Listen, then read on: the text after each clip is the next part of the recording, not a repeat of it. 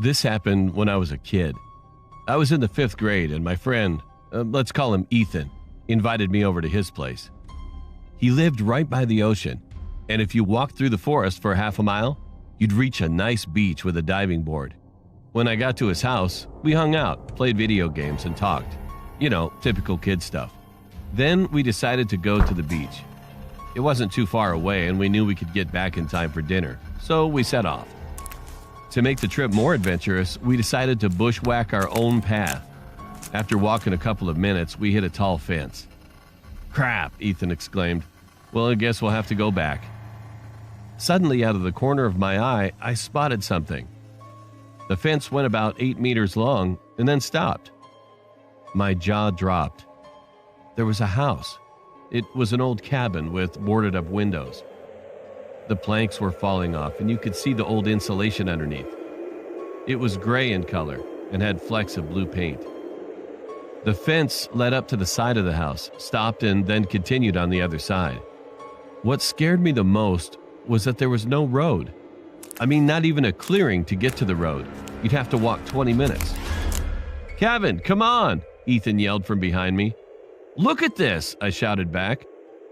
Ethan walked up to me and his jaw dropped. There was no door, just a frame, and peering through the frame, we could see that there was a back door, also with no frame. All we had to do was walk through the house, then we could get to the beach. I looked at Ethan. "Should we do it?" I asked him. He shrugged. "I don't see why not," he responded. Inside the house was dark, despite the sunlight pouring in through the door. We advanced slowly through the house, and Ethan pointed to the door. As we reached the door, I peered up the stairs. I grabbed Ethan and shoved him out the door. "What was it?" he said as soon as we got away. My whole body shook.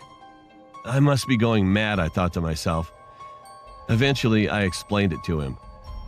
As we reached the door, I wanted to take one last look at the house.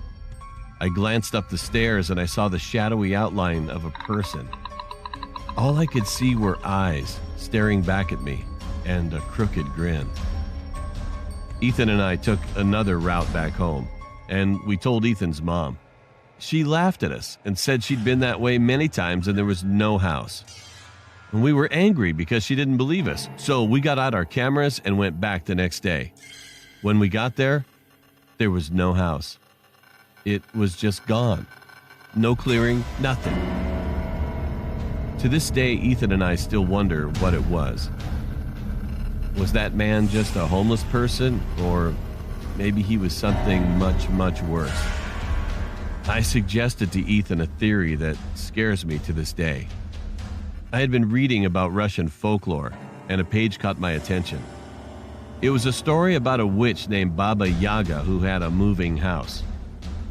She would eat naughty children, and parents used to use it to scare children. Was this a witch? I guess we'll never know for sure.